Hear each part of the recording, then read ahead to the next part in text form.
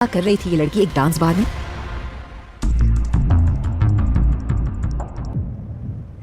कुछ देर पहले ही इंदौर के रास्तों में एक गाड़ी बेहद तेज स्पीड में दौड़े जा रही थी। उस गाड़ी में बैठी एक लड़की बार बार अपने दोनों हाथों को बेचैनी से मसले जा रही थी। उसे देख साफ कहा जा सकता था कि वो इस वक्त बेहद परेशान थी।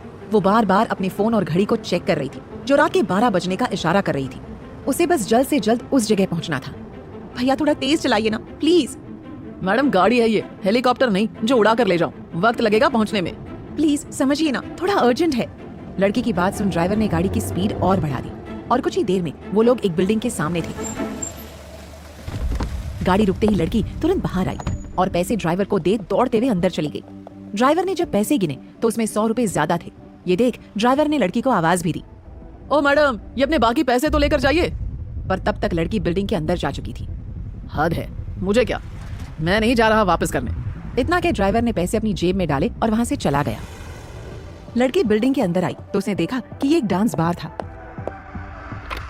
मेन गेट के अंदर आते ही एक बड़ा सा हॉल था जहाँ हर तरफ रंग बिरंगी लाइटें चमक रही थी और बेहद तेज म्यूजिक। इसी के साथ वहाँ काफी लोग शराब के नशे में डांस कर रहे थे। पर लड़की ये सब अनदेखा कर बैक स्टेज जाकर वहाँ बने कमरों में किसी को ढूंढने लगी। 3 से 4 कमरे देखने के बाद फाइनली उसे वो इंसान मिल गया जिसके लिए वो यहाँ आई थी। लड़की ने दरवाजे से देखा तो सामने एक लड़की जो कि उसकी दोस्त थी अपना पैर कुर्सी पर फैलाए बैठी हुई थी। उसकी आंखों से आंसू निकल रहे थे। लड़की जल्दी से आगे बढ़ी और अपनी दोस्त के पास आकर खड़ी हो गई। साक्षी क्या हुआ? साक्षी ने अपनी दोस्त की आवाज सुन ऊपर देखा तो सामने अपनी सबसे अजीज दोस्त को खड़े पाया। उसे देख साक्षी की आंखें चमक उठी। निवी तू आ गई, मैं कब से तेरा इंतजार कर रही थी। साक्षी के नाम लेते ही निवी ने उसके पैर की तरफ देखा जिस पर स्वेलिंग आई हुई थी। निवेदिता माथुर, जिसे उसके करीबी हमेशा निवी कहकर बुलाते थे, जो आज यहाँ अपनी दोस्त साक्षी के बुलाने पर इस डांस बार में आई थी। देखना क्या हो गया। ये हुआ कैसे साक्षी? मैं चेंज करने वॉशरूम में गई तो वहाँ पर पैर फिसल गया और ये मोच आ गई। पैर भी बहुत सूजा हुआ है।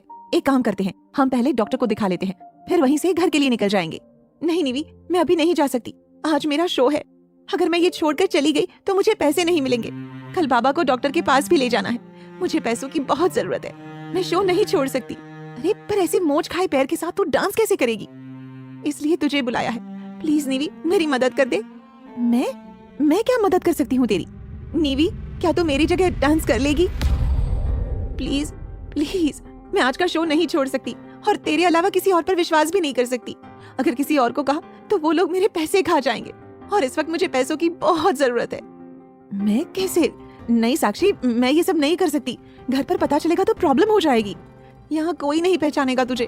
प्लीज निवी मना मत कर, मुझे पैसों की बहुत जरूरत है। अगर आज शो नहीं किया तो यहाँ का मालिक मुझे पैसे नहीं देगा और मुझे काम से भी निकाल देगा। मेरी हालत तो तू जानती है। अगर मुझे पैसे नहीं मिले तो दिक्कत हो जाएगी। बाबा का चेकअप, घर का खर्चा, सब मैं कैसे मैनेज करूंगी? प्लीज बस आज के लिए मेरी मदद कर दे। पक्का आइंदा कभी तुझसे ये करने को नहीं कहूंगी। इतना कह वो रोने लगी। निवेदिता को समझ नहीं आ रहा था कि वो क्या करे। एक तरफ उसकी दोस्त थी तो दूसरी तरफ उसकी फैमिली, जिनको अगर इस बारे में पता चलेगा तो वो न जाने क्या करेंगे। निवेदिता एक बेहद ही सीधी साधी लड़की थी जो एक मिडिल क्लास फैमिली से बिलोंग करती थी, जहाँ उसके लिए कई रिस्ट्रिक्शंस थी क्योंकि उनके लिए उनकी इज्जत सबसे ऊपर थी। यही वजह थी कि जब साक्षी ने उससे अपनी जगह डांस करने को कहा तो वो परेशान हो गई और साक्षी को देखने लगी जिसने उसका हाथ पकड़ा हुआ था और रोई जा रही थी। साक्षी निवेदिता की सबसे अच्छी दोस्त थी, आज की भाषा में कहे तो बेस्ट फ्रेंड। साक्षी और उसकी मुलाकात स्कूल में 6th क्लास में हुई थी और तभी से दोनों बहुत अच्छी दोस्त बन गई थी। पर साक्षी के घर की हालत ठीक न होने के कारण उसे अपनी पढ़ाई 10th के बाद ही छोड़नी पड़ी और अपनी फैमिली को सपोर्ट करने के लिए साक्षी को इस बार में एक बार डांसर का काम करना पड़ रहा था। निवेदिता कंफ्यूजन में थी कि वो क्या करे। वो भी उसकी पैसों से मदद नहीं कर सकती थी क्योंकि उसके पास खुद भी इतने पैसे नहीं थे कि वो साक्षी को दे सके, और जो थे वो उसे घर पर देने पड़ते थे और अगर वो ऐसा नहीं करेगी तो उसकी माँ उसके लिए मुसीबत खड़ी कर सकती थी। पर उसे साक्षी की मदद भी करनी थी। उसे कुछ भी समझ नहीं आ रहा था, पर वो साक्षी को ज्यादा देर रोते हुए नहीं देख पाए और उसने साक्षी की मदद करने का फैसला किया। वैसे भी सिर्फ कुछ मिनट की ही तो बात थी। ये सोच उसे साक्षी की बात मान ली। ठीक है साक्षी, मैं तैयार हूँ। सच में? हाँ। Thank you very much Nivi. Thank you की जरूरत नहीं है, बस तू मुझे ये बता कि मुझे करना क्या है। हाँ। साक्षी ने उसे एक लड़की से कहकर ड्रेस दी। ड्रेस देखकर ही निवेदिता की हालत खराब हो गई क्योंकि वो ड्रेस काफी छोटी थी जिसमें क्रॉप टॉप था और एक मिनी स्कर्ट और दोनों का ही कलर बहुत भड़कीला सा था। ये सब निवेदिता ने पहले कभी नहीं पहना था तो उसे बहुत अजीब लग रहा था, पर क्योंकि साक्षी की मदद भी करनी थी तो उसने मन मारकर उस ड्रेस को पहना। चेंज करने के बाद एक लड़की ने उसका मेकअप कर दिया। मेकअप के बाद निवेदिता का चेहरा पहचान में कम आ रहा था। यार मुझे बड़ा ही अजीब लग रहा है इन कपड़ों में, यहाँ ऐसे ही कपड़े पहनने पड़ते हैं। अच्छा पर अब क्या करना है? साक्षी ने उसे सब कुछ समझाया और बाहर भेज दिया। पहले ही वो कपड़ों में अनकंफर्टेबल थी और बाहर आते ही उसकी सांस अटक गई। स्टेज के आसपास बहुत सारे आदमी बैठे थे जिनके हाथ में शराब के ग्लास रखे हुए थे और सारे ही नशे में धुत थे। उन्हें देख उसकी धड़कनें डर से तेज हो गई। उसका दिल कर रहा था कि वो यहाँ से भाग जाए, पर फिर साक्षी का ख्याल आते ही वो भारी कदमों से आगे बढ़ गई। वो बार बार अपने टॉप के गले पर हाथ रख रही थी क्योंकि उसका गला काफी बड़ा था। जैसे तैसे करके वो स्टेज पर पहुंची। डर और शर्म से उसकी हालत खराब हुई जा रही थी। वो अब और नहीं रुक सकती थी, इसलिए वो जाने के लिए मुड़ गई। पर जैसे उसने एक कदम जाने के लिए बढ़ाया कि तभी गाना बजने लगा और गाना बजते ही लोगों की हूटिंग की आवाज आने लगी। उसके कदम जहाँ थे वहीं रुक गए। उसे समझ नहीं आ रहा था कि रुके या वापस जाए। अगर रुकी तो उसे ऐसे लोगों के सामने डांस करना पड़ेगा और न जाने ये लोग क्या करेंगे, और अगर नहीं रुकी तो साक्षी को बुरा लगेगा और उसे पैसे भी नहीं मिलेंगे। ये सोच निवेदिता ने एक लंबी सांस ली। उसे साक्षी की मदद करनी ही होगी। वो पलटकर खड़ी हो गई।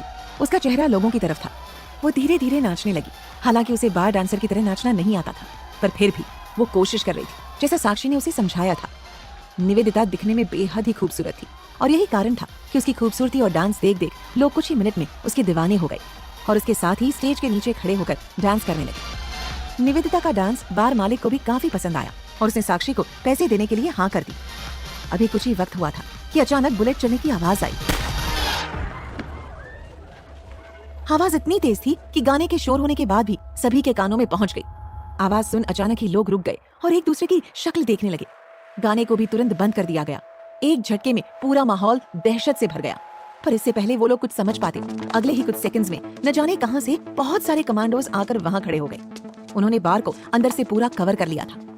तभी एक आदमी आगे आया और तेजी से चिल्लाकर सबको बाहर जाने को कहा। सब लोग एक दूसरे का चेहरा देख रहे थे। किसी को भी कुछ भी समझ नहीं आ रहा था कि आखिर हो क्या रहा है। एक लड़के ने आगे आकर पूछा कि आप लोग कौन है? निवेदिता चुपचाप जहाँ थी वहीं खड़ी हो गई। उसके डर के मारे पसीने छूट रहे थे। वहाँ का माहौल देख ऐसा लग रहा था जैसे वहाँ कोई आतंकी हमला होने वाला है। तभी वो आदमी उस लड़के की बात का जवाब दिए बिना दोबारा चिल्लाया, अगर अगले 2 मिनट में तुम सब यहाँ से बाहर नहीं गए तो एक भी जिंदा बाहर नहीं जाओगे। उस आदमी की धमकी सुन सब सख्ते में आ गए और आगे बिना कोई सवाल किए बाहर निकलने लगे। निवेदिता भी स्टेज से उतरकर साक्षी के पास आ गई, जो स्टेज से कुछ ही दूरी पर खड़ी थी। निवेदिता ने साक्षी का हाथ पकड़ा और वहाँ से बाहर जाने लगी। तभी उस आदमी ने उन दोनों को रोक लिया। आप नहीं। उस आदमी ने फिर साक्षी को देखकर कहा, सिर्फ आप जाइए। और निवेदिता से कहा, आप यहीं रुकिए। साक्षी और निवेदिता दोनों ही उसी की बात सुन एक दूसरे का चेहरा देखने लगी। निवेदिता की आंखों में एक अनजाने से डर ने जगह बना ली थी। आदमी के दोबारा कहने पर साक्षी को बाहर जाना पड़ा। वो दीवार का सहारा लेकर बाहर चली गई। निवेदिता उसे आंखों के इशारे से जाने के लिए मना कर रही थी, पर अगर साक्षी नहीं जाती तो न जाने वो कमांडो क्या करता। आपको मुझसे क्या काम है? मुझे यहाँ क्यों रोका है? पर वो आदमी सर झुकाकर बिना कोई जवाब दिए खड़ा हो गया। निवेदिता को ये सब बड़ा अजीब लग रहा था। उसकी तो किसी से कोई दुश्मनी भी नहीं है, न ही उसने कभी किसी को परेशान किया है और न ही उसका कोई अंडरवर्ल्ड कनेक्शन है। तो फिर ये लोग हैं कौन और उसे यहाँ क्यों रोका गया है? उसके पास न जाने कितने ही सवाल थे, पर वो आदमी सर झुकाकर अपने कदम पीछे ले खड़ा हो गया। इसका साफ मतलब था कि वो उसके सवालों का कोई भी जवाब नहीं देगा। हर बढ़ते पल के साथ निवेदिता का डर बढ़ता ही जा रहा था। उसकी धड़कनें भी बहुत तेज चल रही थी। उसने सोचा कि तेजी से यहाँ से निकलने में ही भलाई है। न जाने ये कौन लोग हैं। ठीक है, अगर आप लोग मेरे किसी भी सवाल का जवाब नहीं देना चाहते तो मैं भी यहाँ खड़े रहने के लिए मजबूर नहीं हूँ। मैं जा रही हूँ यहाँ से। इतना बोल वो तेजी से आगे बढ़ी, पर वो दूसरा कदम बढ़ाती उससे पहले ही उसकी कलाई किसी के मजबूत हाथों की गिरफ्त में आ गई। अब तो जैसे निवेदिता की हालत ही खराब हो गई। उसकी आंखों में डर के मारे आंसू आ गए। उसने अपनी आंखें बंद कर ली।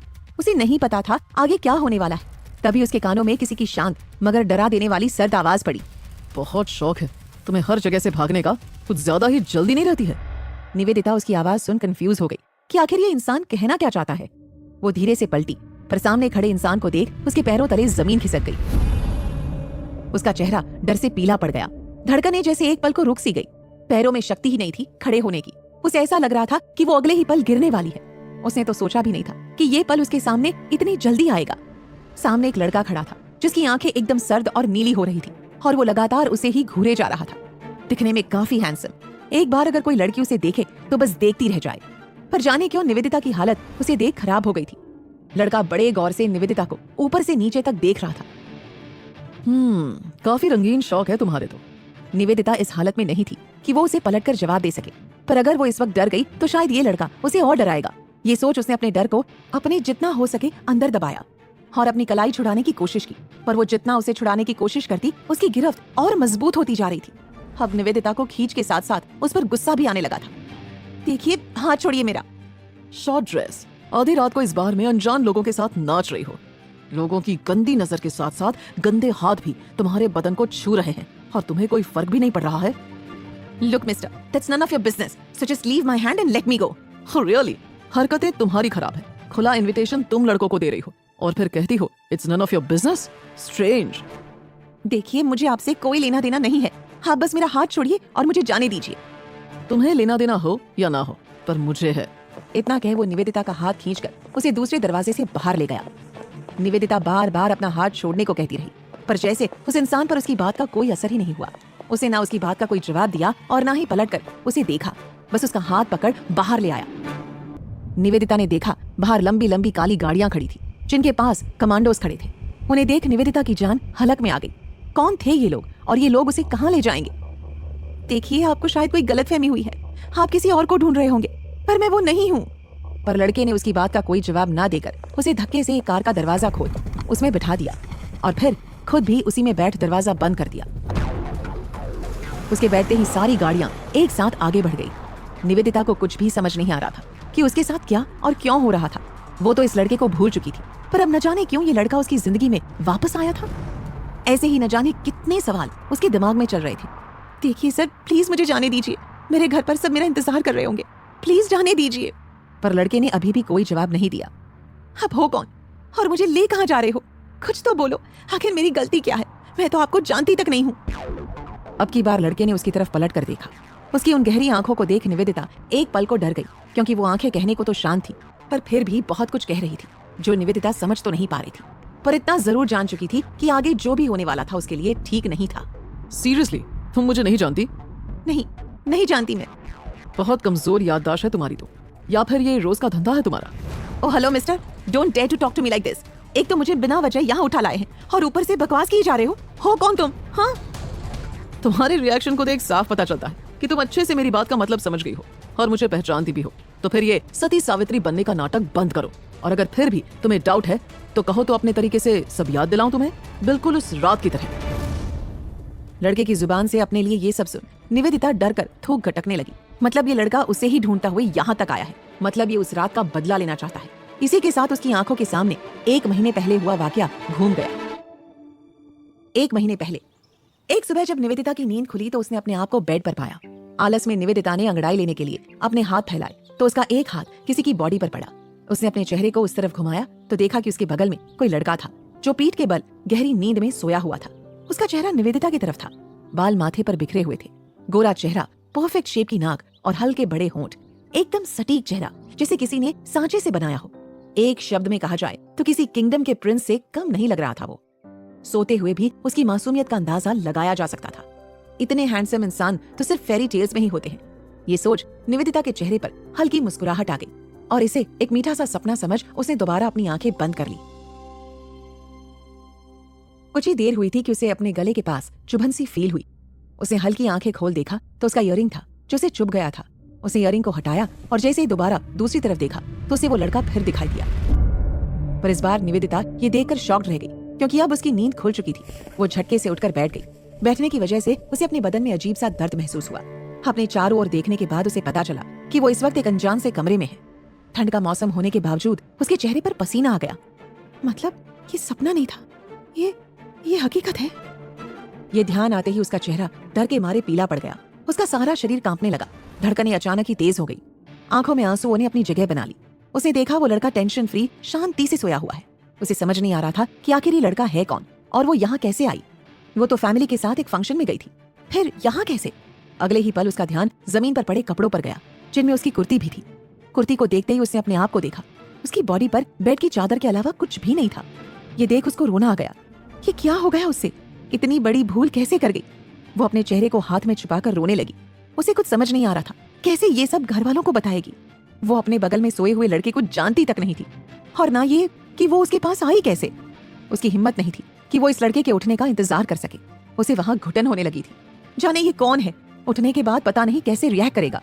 उसे यहाँ से तुरंत निकल जाना ठीक लगा, इससे पहले कि वो लड़का उठे और उसे सवाल करे जिनका जवाब शायद वो भी नहीं जानती थी। इसलिए उसने धीरे से अपने कपड़े उठाए और उन्हें पहना, दुपट्टे को जल्दी से गले में डाला और तेजी से कमरे से बाहर चली आई। होटल के बाहर आ वो रोते हुए तेज कदमों से आगे बढ़ती चली गई। वहां कहाँ जा रही थी उसे नहीं पता था, बस पता था तो ये कि उसे कैसे भी इस होटल से दूर, बहुत दूर जाना था, जहाँ उसे ये लड़का कभी दोबारा न दिखाई दे। सुबह के 6 बजे होने के कारण रोड पर ज्यादा लोग नहीं थे, बस इक्का दुक्का लोग जो जॉगिंग कर रहे थे वही मौजूद थे, जिस कारण किसी का उस पर ध्यान नहीं गया। और वो तो किसी होश में थी ही नहीं जो किसी को देख सके। आधे घंटे तक वो लगातार चलती रही। अब वो होटल से काफी दूर आ गई थी, पर उसके आंसू अब भी रुकने का नाम नहीं ले रहे थे। जब काफी देर चलते चलते वो थक गई तो एक बेंच पर जाकर बैठ गई। उसे कुछ भी समझ नहीं आ रहा था कि वो क्या करे। बस जो समझ आ रहा था वो ये था कि उसे बहुत बड़ी भूल हो गई थी। अनजाने ही सही, वो इस शहर में सालों से रह रही थी, न कभी किसी से कोई लेना और न देना, हमेशा बस अपने काम से काम रखना। बस यही जिंदगी थी उसकी, जो आज बिखरी हुई सी दिख रही थी। हमेशा इज्जत से जीने वाली लड़की आज अनजाने में अपना सब कुछ लुटा चुकी थी। निवेदिता काफी देर तक अकेले उस बेंच पर बैठे हुए रोती रही। उसके दिल और दिमाग दोनों में ही जंग छिड़ी हुई थी। क्या होगा आगे? जिस लड़के को वो जानती तक नहीं, उस लड़के के साथ वो पूरी रात बिताकर आ रही थी। ये सब सोच सोचकर उसका दिमाग फटा जा रहा था। तभी उसके फोन की घंटी बजी। फोन स्क्रीन पर फ्लैश होते उस नाम को देखकर उसके आंसुओं ने रफ्तार पकड़ ली। फोन की रिंग एक बार बंद होकर दोबारा बजने लगी। इस बार उसने अपने आंसुओं को पोंछा और फोन रिसीव किया। निवेदिता ने अपने आंसू पोंछ कॉल रिसीव किया। हेलो, कहाँ थी तू निवी? कब से फोन लगा रही हूँ, अब जाकर लगा है। फोन क्यों बंद कर रखा था? और कल अचानक से कहाँ गायब हो गई थी? शालिनी की आवाज सुन निवी बिना आवाज किए रोने लगी। शालिनी निवी की बड़ी बहन थी, जो उसके कल अचानक से चले जाने और रात भर घर न आने की वजह से काफी परेशान थी। निवेदिता ये बात जानती थी, पर वो उन्हें अभी कुछ भी बताकर और परेशान नहीं करना चाहती थी। इसलिए उसने अपने आप को संभाला और आंसुओं को पोंछा। शालिनी ने कोई जवाब न पाकर दोबारा पूछा, निवी तू ठीक है ना? निवेदिता अब तक संभल चुकी थी। हाँ, मैं ठीक हूँ दीदू। पक्का? हाँ, पक्का। अच्छा, पर तू कल अचानक से कहाँ चली गई थी? तुझे पता है सब कितना परेशान हो गए थे। ऐसे अचानक तेरा बिना बताए चले जाना अच्छा लगता है क्या? सॉरी दीदू, वो मेरे एक फ्रेंड का एक्सीडेंट हो गया था, इस वजह से मुझे अर्जेंट जाना पड़ा। सॉरी, आपको इन्फॉर्म भी नहीं कर पाई। चल कोई बात नहीं, पर आगे से कुछ भी हो पहले बता देना मुझे या मॉम को। हाँ। अच्छा एक काम करो, मैं साहिल को बोल देती हूँ, वो तुम्हें पिक कर लेगा। तुम उसके साथ घर आ जाना। नहीं दीदू, मैं खुद से आ जाऊंगी। पक्का? हाँ। ठीक है, तो फिर मैं ऑफिस जा रही हूँ, तुम घर पहुँचकर मुझे मैसेज कर देना। हाँ ठीक है दीदू। शालिनी से बात कर निवेदिता ने फोन रख दिया और एक बार फिर आंसू उसके गालों पर आ गए। कैसे कैसे इतनी बड़ी गलती कर गई मैं? कैसे? मुझे कुछ भी याद नहीं आ रहा है। पर इस बार उसने अपने आंसू पोंछे, एक गहरी सांस ली। शालिनी से बात कर उसे कुछ हिम्मत मिली थी। भले उसने उसे कुछ भी न बताया हो, पर शालिनी की फिक्र से भरी आवाज को सुन निवेदिता ने अपना मन बना लिया था कि उसे आगे क्या करना था। अब जो भी हो, पर इसे भूलने में ही तेरी भलाई है निवेदिता। अगर किसी को भी पता चला तो तेरे कैरेक्टर पर सवाल उठेंगे, मॉम डैड की रेपुटेशन सब खराब हो जाएगा और मुझे उस गलती की सजा भुगतनी पड़ेगी जो गलती मैंने की ही नहीं। वैसे भी जब मैं उस लड़के को नहीं जानती तो वो मुझे नहीं पहचानता होगा। इतने बड़े इंदौर में मुझे कभी नहीं ढूंढ पाएगा, और अगर कोशिश भी की तो उससे पहले मैं ये शहर छोड़ दूंगी। हाँ, यही ठीक रहेगा, मैं ये शहर छोड़कर चली जाऊंगी। कुछ साल में सब अपने आप नॉर्मल हो जाएगा। उसने अपने आंसू पोंछे और उठकर खड़ी हो गई। उसने फैसला कर लिया था कि अब वो कल रात को भूल जाएगी। वो लड़का वैसे भी उसका कोई नहीं लगता जो उसे खोजेगा। वो ये भी जानती थी कि अगर उसने इस बारे में किसी को बताया तो आगे की जिंदगी उसके लिए आसान नहीं होगी। इसलिए उसकी वजह से उसकी फैमिली को कुछ परेशानी न हो, ये सोच उसने किसी को भी कुछ न बताने का डिसीजन लिया और अपने घर की तरफ पैदल ही निकल गई, इस बात से बेखबर कि आगे उसकी जिंदगी क्या मोड़ लेने वाली है। और जैसा उसने सोचा था सब कुछ ठीक वैसा ही हुआ था। इस 1 महीने में उसने किसी को भी कुछ नहीं बताया था, न अपनी बहन को, न उसके सबसे अच्छे दोस्त साहिल और न साक्षी को। हालांकि ये 1 महीना उसके लिए आसान नहीं था, क्योंकि वो एक पल के लिए भी उस रात को भुला नहीं पाई थी। और यही वजह थी कि उसने इस शहर को छोड़ने का पक्का मन बना लिया था और तैयारी भी पूरी कर ली थी। पर उसका एक बहुत इंपॉर्टेंट इवेंट बीच में फंस गया, जिसे पूरा किए बिना वो शहर से बाहर नहीं जा सकती थी। पर उसे क्या पता था कि जिस राह से वो लगातार भाग रही थी वो उसके सामने इस इवेंट के बाद ही आने वाला था। वो तो इवेंट खत्म कर शांति से यहाँ से निकलने वाली थी, पर अचानक ही साक्षी ने उसे कॉल किया और उसके बाद जो हुआ वो उसकी सोच से बिल्कुल परे था। तभी लड़के ने गन उसके गालों पर फिराना शुरू किया, जिससे निवेदिता झटके से वर्तमान में लौट आई। क्या हुआ?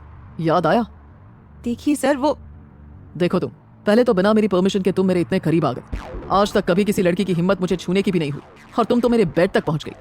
तो जब गलती की है तो सजा भी तो मिलनी ही चाहिए तुम्हें। देखिए सर, वो सब एक गलती थी। मुझे तो याद भी नहीं कि मैं कैसे वहां पहुंची। यकीन कीजिए मेरा, मैं तो आपको जानती भी नहीं।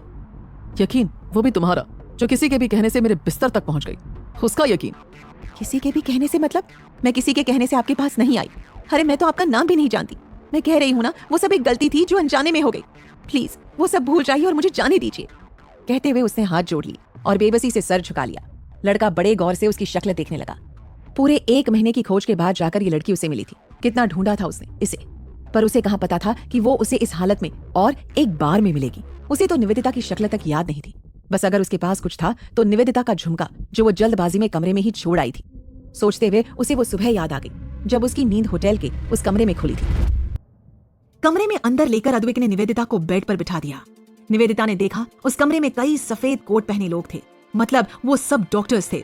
सारे डॉक्टर्स सर झुकाए खड़े थे। निवेदिता को ये सब बहुत अजीब लग रहा था। न जाने ये लोग यहाँ क्यों खड़े हैं और उसके साथ क्या करने वाले हैं। वो पागलों की तरह सभी को देखे जा रही थी, जैसे किसी गाय के बच्चे को बड़े से जानवर के सामने खड़ा कर दिया हो। उसने अद्विक की तरफ देखा, जो उसे ही देख रहा था। उसे अपनी तरफ देखते पाकर निवेदिता ने नजरें नीची कर ली। चेक करो इसे अच्छे से। मुझे जानना है कि क्या ये प्रेग्नेंट है। मेरी मर्जी के बिना कोई भी औरत मेरे बच्चे की माँ बनने लायक नहीं है। क्या? हमेशा से लोगों को इंतजार था अद्विक के वारिस का, जो उसके काम को आगे ले जाए और उसके जैसा ही सक्सेसफुल हो। और उसके लिए कई लोगों ने लड़कियां तक भेजी, पर अद्विक को लड़कियों को छूना तो दूर, देखना तक बर्दाश्त नहीं था। पर इस बार उससे गलती हुई थी, और वो भी बहुत बड़ी। प्रेग्नेंट शब्द सुन निवेदिता के दिमाग ने काम करना बंद कर दिया। कैसा पागल आदमी है ये, क्या बोल रहा है? पर फिर उसे लगा शायद वो लड़का नहीं चाहता हो कि वो उस रात की वजह से सफर करे। पर फिर भी उसके कहे शब्दों को सुन बड़ा अजीब लग रहा था। हाँ, ये सच था कि उसने इस बारे में एक बार भी नहीं सोचा था। पर ऐसे सबके सामने कोई लड़का उसे कैसे खड़ा कर सकता है?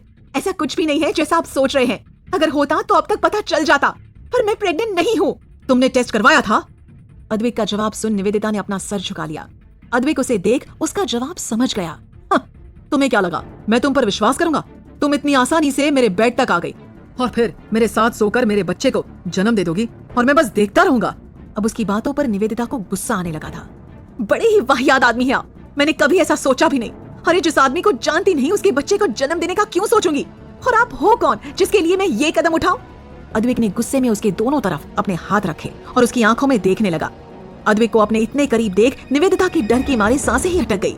अद्विक उस वक्त बहुत ही खतरनाक लग रहा था। बहुत जल्द तुम्हें बताऊंगा कि मैं हूँ कौन।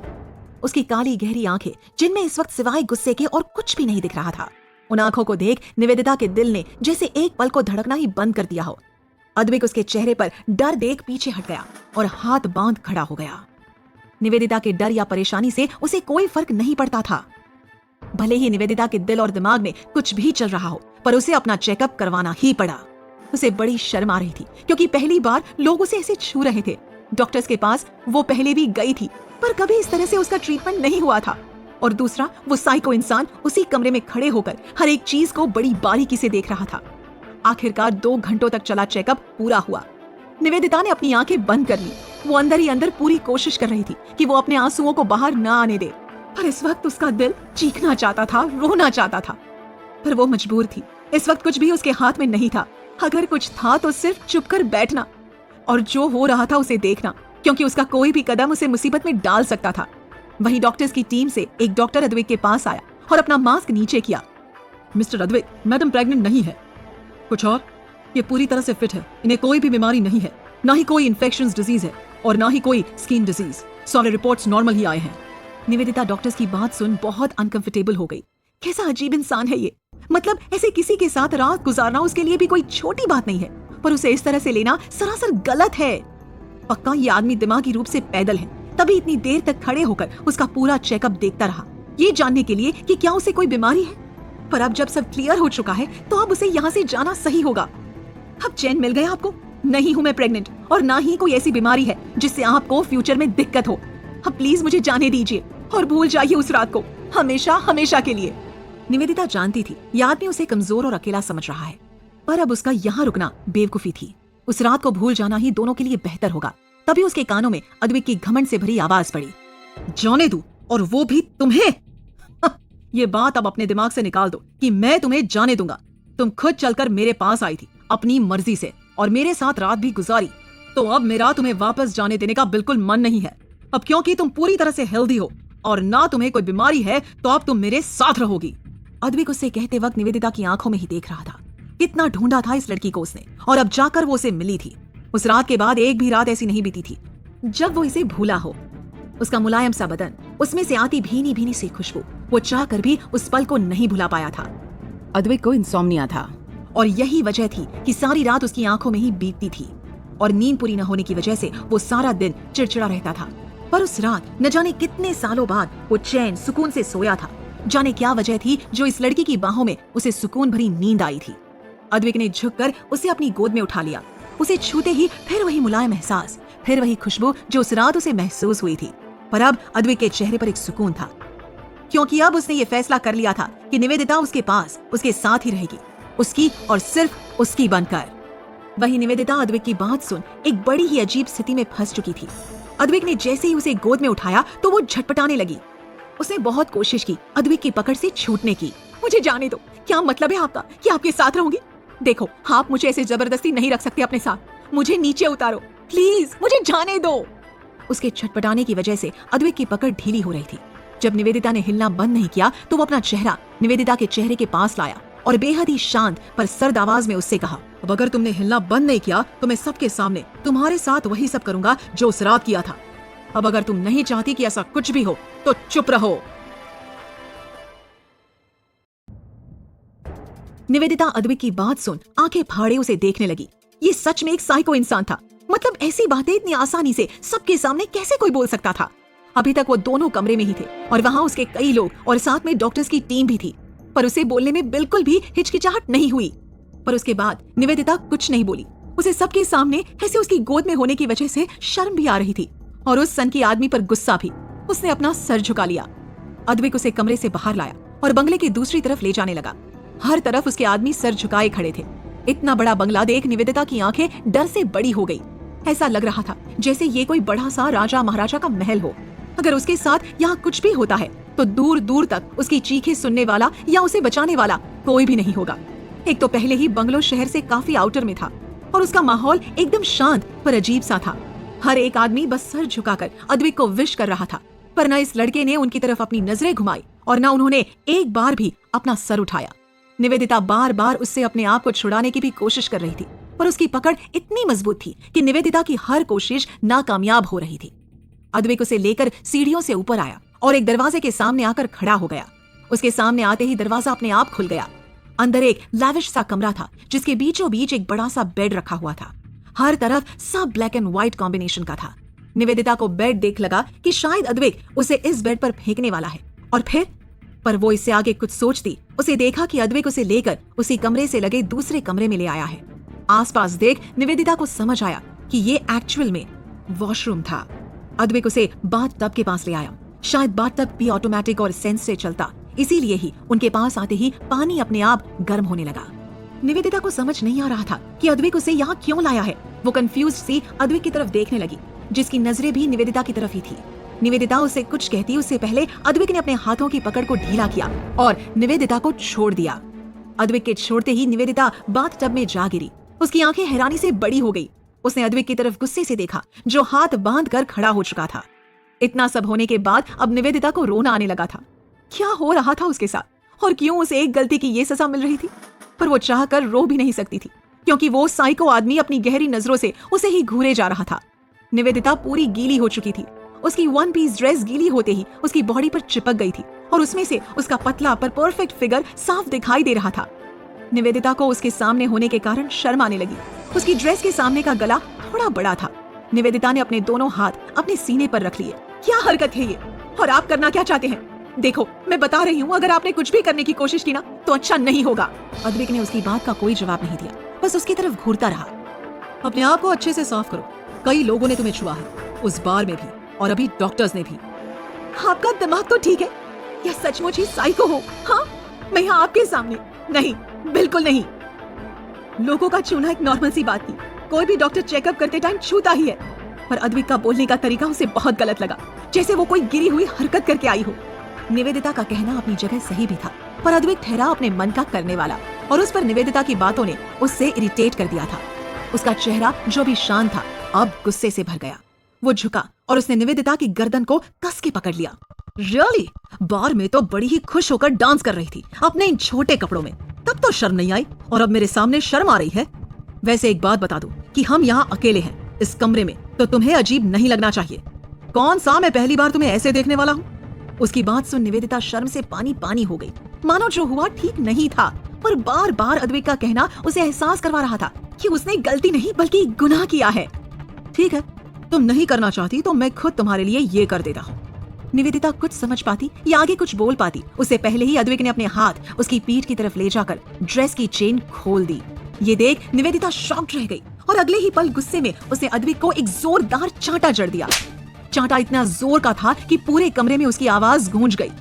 अगले ही पल निवेदिता खुद अपने इस एक्शन पर हैरान रह गई और परेशान सी कभी अपने हाथ को देखती तो कभी अद्विक को, जिसका गाल थप्पड़ की वजह से लाल हो गया था और वो उसे एक भूखे शेर की तरह घूर रहा था।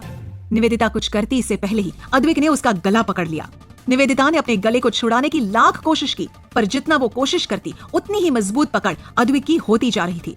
इस वक्त वो अपनी मौत अपने सामने देख सकती थी। गले पर पकड़ होने की वजह से उसको सांस लेने में दिक्कत होने लगी। शायद ये उसका अंत ही था। अब शायद वो मरने ही वाली थी। उसे कभी नहीं सोचा था कि वो एक रात उसे यहाँ लाकर पटकेगी। उसका दिल अद्विक के लिए नफरत और कड़वाहट से भर गया था। अब वो ज्यादा लड़ नहीं सकती थी क्योंकि उसके सामने खड़ा इंसान ताकत के मामले में उससे दुगना था। दर्द और बेचैनी की वजह से उसकी आंखों के कोने से आंसू लुढ़क कर उसके गालों पर गिरने लगे। और बस यही एक मोमेंट था जहां अद्विक कमजोर पड़ गया। उसके गिरते आंसू जैसे ही अद्विक के हाथों पर आए उसे अपनी त्वचा गर्म सी महसूस हुई और उसके आंसू देख अद्विक की पकड़ उसके गले पर से ढीली हो गई। अगले ही पल उसने उसे छोड़ दिया। उसके छोड़ते ही निवेदिता अपने गले को पकड़ खांसने लगी। ये साबित हो चुका था कि ये आदमी सच में सनकी ही था। अद्विक सख्त पर अब शांत लहजे में बोला, ठीक तरीके से अपने आप को साफ करो। मैं नहीं चाहता कि किसी भी आदमी के छूने के निशान भी तुम्हारे शरीर पर रहे, और अगर तुमसे नहीं होता तो मुझे बता दो, मैं खुद तुम्हारी मदद कर देता हूँ। निवेदिता डर से भरी आंखों से उसे देखने लगी। अद्विक की सर्द आवाज सुन डर के मारे निवेदिता से हिला भी नहीं गया। तुमने अभी तक शुरू नहीं किया? मतलब मेरी मदद की जरूरत है तुम्हें? उसका जवाब सुन निवेदिता हड़बड़ा गई।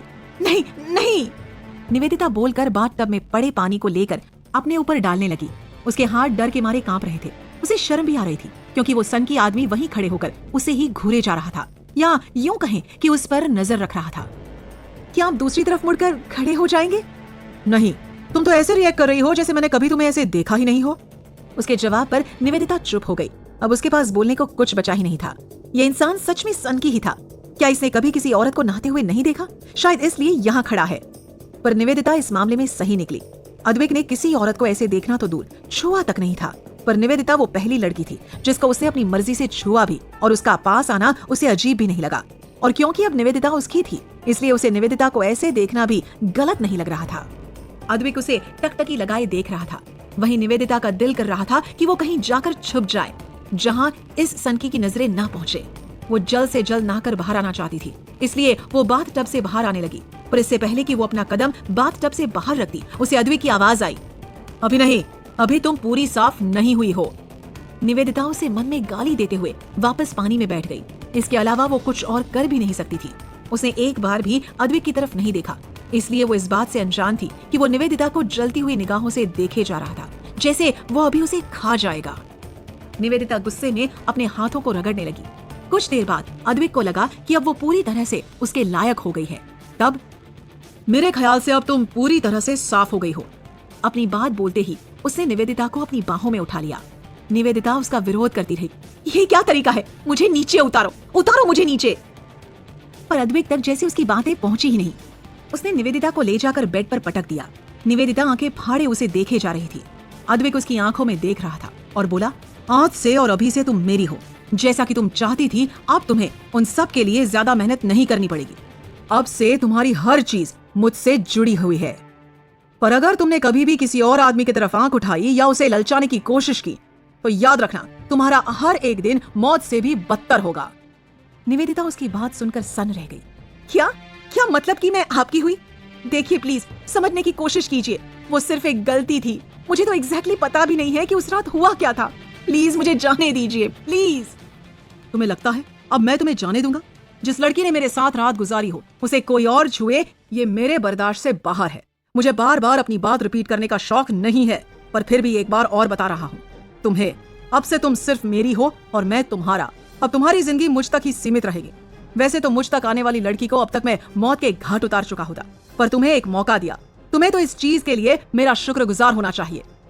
शुक्रगुजार? वो भी आपका? जो इंसान मेरी आजादी मुझसे छीनना चाहता हो, उसके लिए मैं कभी शुक्रगुजार नहीं हो सकती।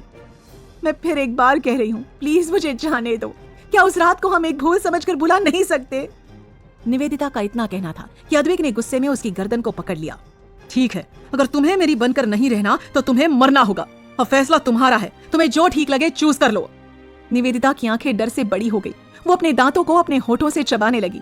अब उसके पास और कोई ऑप्शन नहीं बचा था, या तो इस सनकी की बात मान लो या फिर मौत का रास्ता। उसकी आंखों में आंसू आ गए। क्या जिंदगी हो गई थी उसकी, बस उस एक रात के बाद। उसने अद्विक के डर और मजबूरी में अपना सर हाँ में हिला दिया।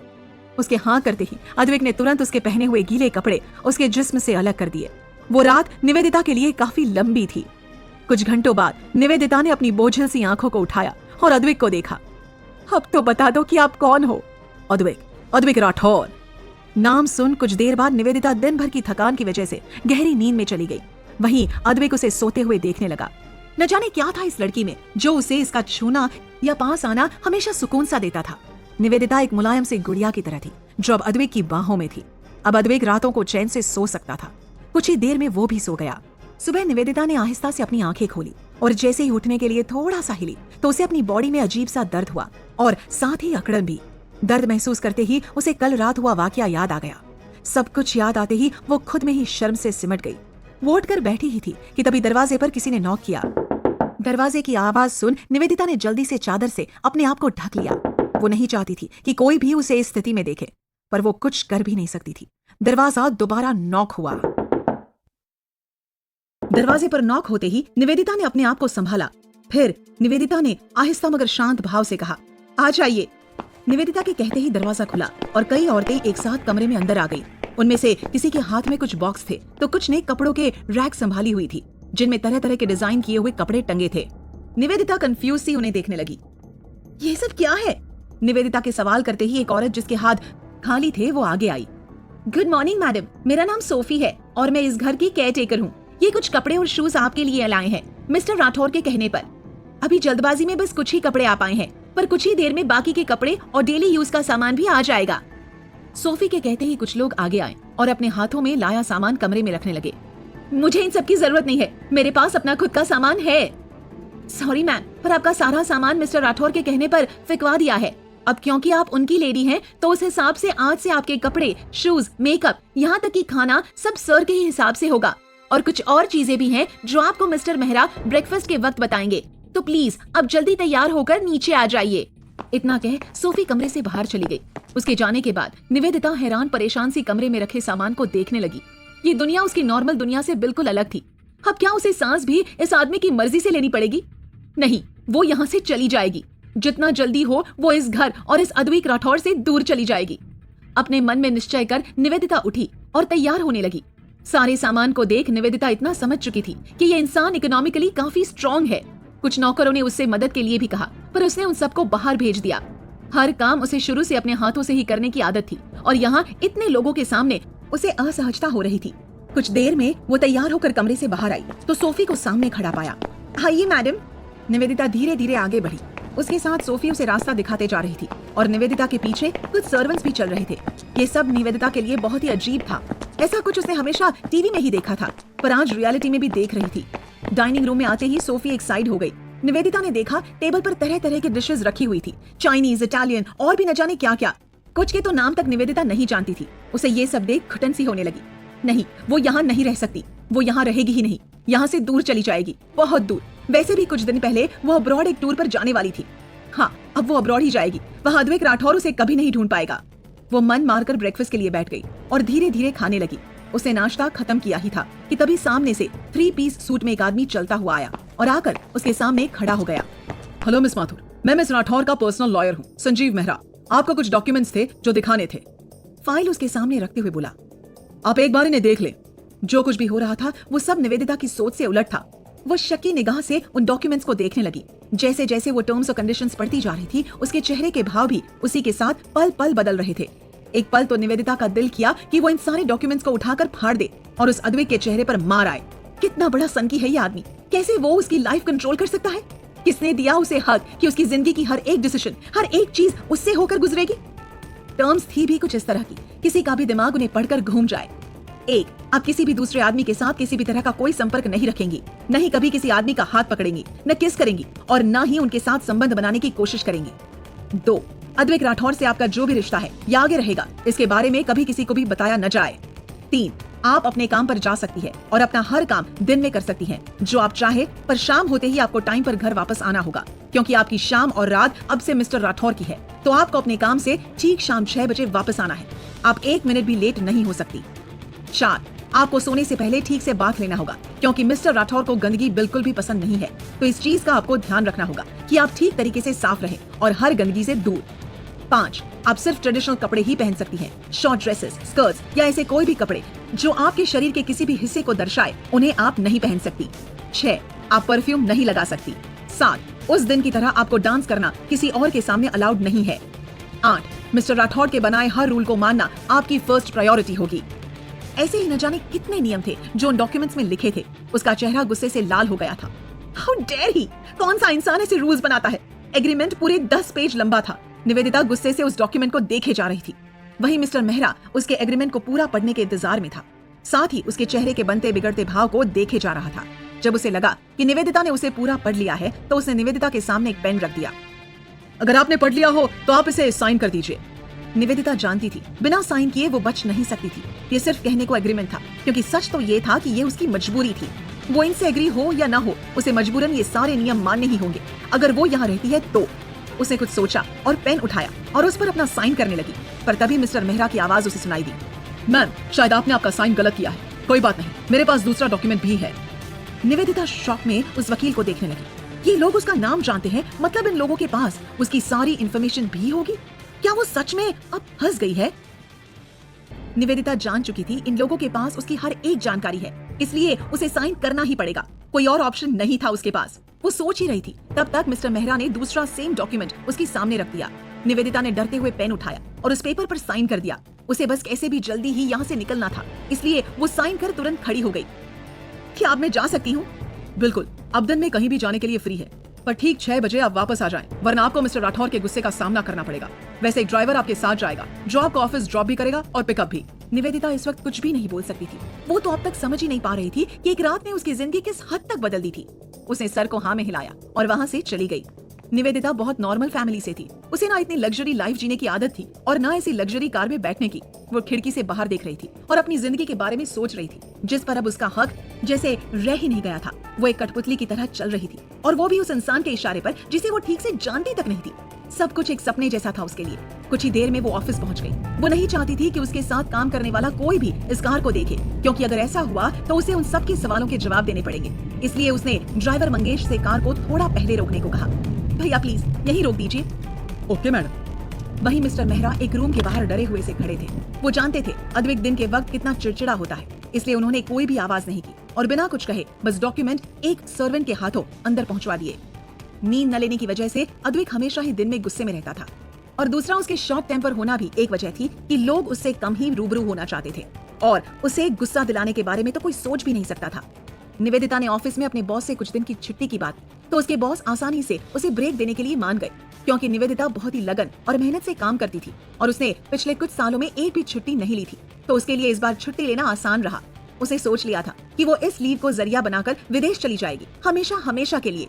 वो यहाँ नहीं रहेगी, और खासकर उस सनकी की कठपुतली बनकर तो बिल्कुल भी नहीं। वो आज ही विदेश के लिए निकलेगी। उसने फोन कर ये बात साक्षी को बताई, क्योंकि साक्षी को बिना बताए जाने पर वो निवेदिता के लिए परेशान हो जाती। पर इस बात को छोड़कर कि वो हमेशा के लिए यहाँ से जाने का तय कर चुकी है, बल्कि उसे साक्षी से बस कुछ दिन की छुट्टी का बताया। साक्षी ने पहले उसकी बात सुनी और फिर उससे ही सवाल किए। कल वो लोग कौन थे निवी, जो अचानक आए और तुझे रुकने को क्यों कहा था उन्होंने? हुआ क्या था कल रात को? साक्षी के पूछते ही निवेदिता को कल रात हुए हर एक पल की याद आ गई और उसका दिल एक बार फिर भर आया। वो साक्षी को सब कुछ बताना चाहती थी, पर फिर उसने सोचा कि जिस बात पर वो खुद भरोसा नहीं कर पा रही थी, वो बात साक्षी को कैसे बताएगी और न जाने साक्षी क्या सोचेगी। इसलिए उसने उन शब्दों को अपने ही अंदर दबा लिया जो वो साक्षी से कहना चाहती थी। वो उन्हें कुछ गलतफहमी हो गई थी, उन्होंने मुझे कोई और समझ लिया था, पर फिर बाद में चले गए। थैंक गॉड, अच्छा लगा ये सुनकर, वरना मैं तो रात से ही टेंशन में थी कि पता नहीं कौन थे वो लोग। निवेदिता उसकी बात पर हल्के से मुस्कुरा दी। कुछ देर साक्षी से बात कर उसने फोन रख दिया। अब उसे यहाँ से निकलना था। उसने अपना बैग उठाया और ऑफिस से बाहर आ गई। पर जैसे ही वो बाहर आई, एक पल को उसके दिल की धड़कन रुक गई। सीने में वो पुराना दर्द फिर एक बार उभर आया। और हो भी क्यों ना, सामने साहिल जो खड़ा था, ब्लैक सूट में, मुस्कुराते चेहरे के साथ। साहिल उसका पहला प्यार। साहिल मुस्कुराते हुए उसके पास आया। Good morning Nivi. Good morning Sahil. कहीं जा रही थी? हाँ वो, पर इससे पहले ही वो कुछ बोलती, साहिल बोल पड़ा। वैसे अगर कोई अर्जेंट काम ना हो तो मैं और शालिनी बाहर लंच के लिए जा रहे थे। अगर तुम्हें कोई एतराज ना हो तो क्या तुम हमारे साथ चल सकती हो? निवेदिता जानती थी कि साहिल यहाँ शालिनी के लिए ही आया था। आखिर वो उसकी मंगेतर जो थी। उसका दिल एक बार फिर दुख से भर गया। लाख अपने जज्बातों पर काबू पाने की कोशिश की उसने, पर अपने प्यार को किसी और के साथ देखना इतना भी आसान नहीं होता। दर्द ना चाहते हुए भी आ ही जाता है, पर उसे अपने आप को संभालना आता था। नहीं साहिल, मैंने अभी ब्रेकफास्ट किया है और लंच में काफी टाइम है, इतना मैं वेट नहीं कर सकती। तुम लोग जाओ ना और एंजॉय करो। शालिनी भी निवेदिता की ही कंपनी में काम करती थी और साहिल लगभग हर दूसरे दिन शालिनी को बाहर ले जाता था। साहिल ने देखा कि निवेदिता कुछ परेशान सी है। उसके चेहरे पर हर रोज जितनी रौनक नहीं है, इसलिए वो उसके करीब जाकर खड़ा हो गया। सब ठीक है ना निवी? तुम्हारी तबीयत ठीक है? निवेदिता उसे अपने करीब देख थोड़ा हड़बड़ा गई, पर वो साहिल के केयरिंग बिहेवियर को भी अच्छे से जानती थी। वो कुछ बोलती इससे पहले उन्हें शालिनी की आवाज आई। अरे साहिल, तुम आ गए। शालिनी की आवाज सुन निवेदिता ने तुरंत अपना हाथ साहिल के हाथों से अलग कर लिया और हल्का पीछे हटकर खड़ी हो गई। शालिनी मुस्कुराते हुए आई और साहिल के पास खड़ी हो गई और उसके बाजुओं को पकड़ लिया। कितनी बार कहा है तुमसे साहिल, हर रोज बाहर जाने की क्या जरूरत है? हम यही कंपनी की कैंटीन में भी खा सकते हैं ना। तुम फालतू ही परेशान होते हो। इसमें परेशान होने वाली कौन सी बात है? इनफैक्ट तुम्हारे साथ बिताने को वक्त मिलता है मुझे, जो मैं किसी भी हाल में गंवाना नहीं चाहता। आफ्टर ऑल मेरे होने वाली वाइफ हो तुम। उसकी बात सुन शालिनी मुस्कुराने लगी, या यूं कहे कि निवेदिता को दिखा रही थी कि वो साहिल के साथ कितनी खुश है। निवेदिता भी उन दोनों को देख मुस्कुराने लगी। शालिनी ने निवेदिता की तरफ देखा और ऐसे रिएक्ट किया जैसे उसका ध्यान अभी उस पर गया हो। अरे नीवी, तुम कल रात कहाँ थी? सब तुम्हारा इंतजार कर रहे थे। कहीं कोई बॉयफ्रेंड वगैरह तो नहीं बना लिया? और ऐसा है तो अपनी बहन से क्या छुपाना? बताओ, कल रात उसके साथ थी क्या? निवेदिता शालिनी की बात सुन सकपका गई। वो सन की उसका बॉयफ्रेंड कभी नहीं हो सकता, पर वो कैसे बताती अपनी बहन को कि असल में बात क्या थी? कैसे उसे जबरदस्ती बेड पर फोर्स किया गया एक अजनबी के हाथों?